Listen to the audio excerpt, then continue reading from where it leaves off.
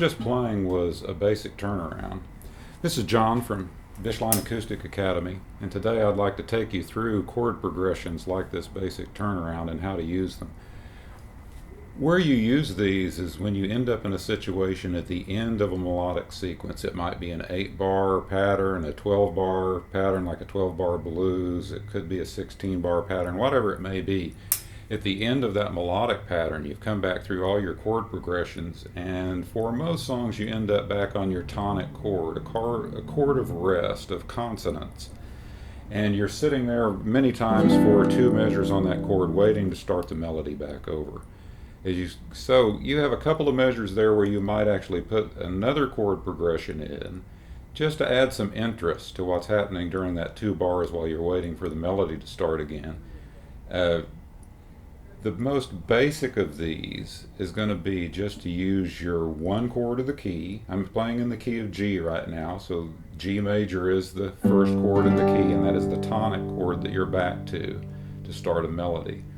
The 5th chord in that key, and this is the most dominant move of the chord movements within a key. In fact, the 5th chord is called a dominant chord, is D7 in the case of the key of G. So you'd play D7 and back to G. That'd sound like this for the 2 bars we're trying to fill up.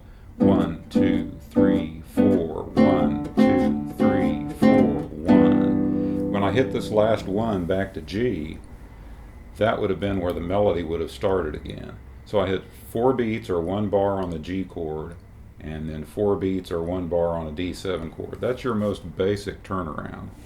To add a little interest to that, you can, instead of using just the 5 chord, you're going to play, again, all 4 beats on a G chord to fill up a measure. But then when you come to that 2nd measure of the turnaround, you're going to play the first 2 beats on an A minor chord, and then the last 2 beats on your D7. So in chord numbers within the key, that's a 2-5-1 turnaround. The A minor is your 2 chord, the D7 is your 5 chord. And you'll hear that terminology a lot, a 2-5-1 progression. So we're going to use that as a turnaround. That would sound like this then. On the G chord again, 4 beats. So 1, 2, 3, 4, A minor for 2, and D7 for 2.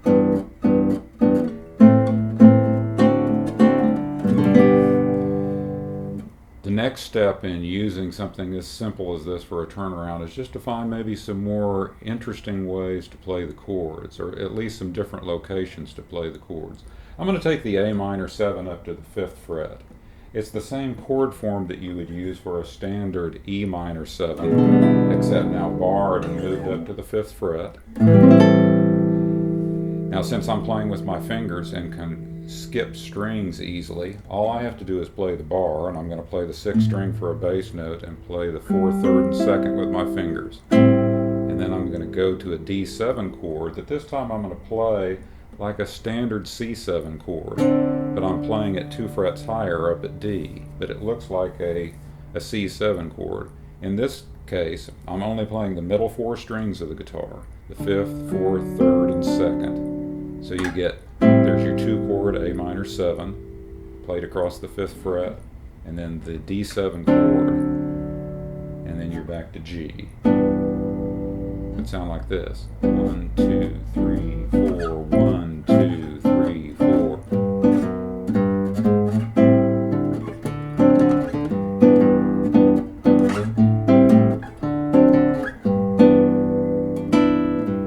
So that's how that turnaround would work, to put something more interesting in as you're waiting to start your melody over.